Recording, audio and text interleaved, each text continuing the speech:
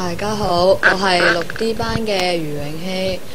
今日要同大家介紹嘅書係《奧運會小博士》。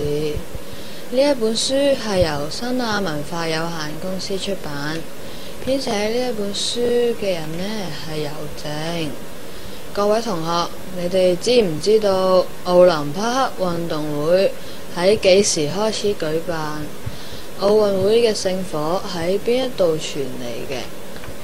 古代奧運會嘅比賽項目同而家嘅有啲乜嘢唔同？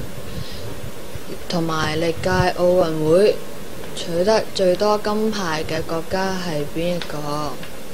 書入邊亦都介紹咗歷代奧運會嘅趣聞。而家等我分享其中一個奧運會嘅趣聞啦。有一位奧運運動員因為食早餐而俾人取消參賽資格喎。點解呢？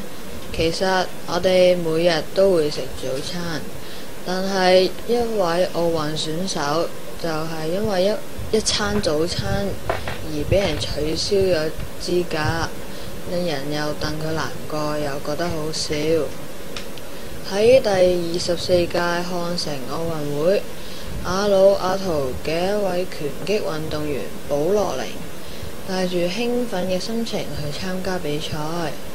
當佢乘坐飛機飛越太平洋嘅時候，佢喺機上食咗一餐好豐富嘅早餐。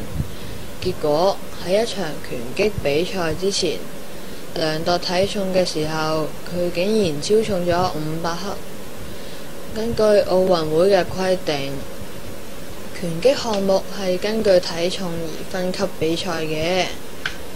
保羅寧因為超重而被人取消咗參賽資格，除咗佢感到非常之失望之外，阿魯阿圖嘅國民亦都好難過，因為呢一次係佢哋第一次派代表去參加奧運會嘅，所以呢一餐早餐嘅代價實在太大啦。好似呢個咁有趣嘅趣聞，呢一本書仲收錄咗好多添。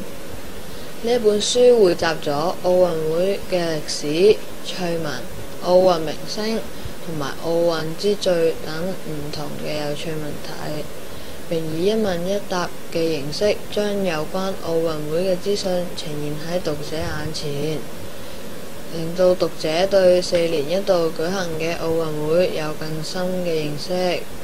而我哋6年班嘅同學喺上學期嘅英文書 MSB 入邊，亦都有一課嘅內容係同奧運會有關嘅。我而家喺呢一度將《奧運會小博士》呢一本書推介俾對奧運會有趣嘅同學，希望你哋鍾意啦。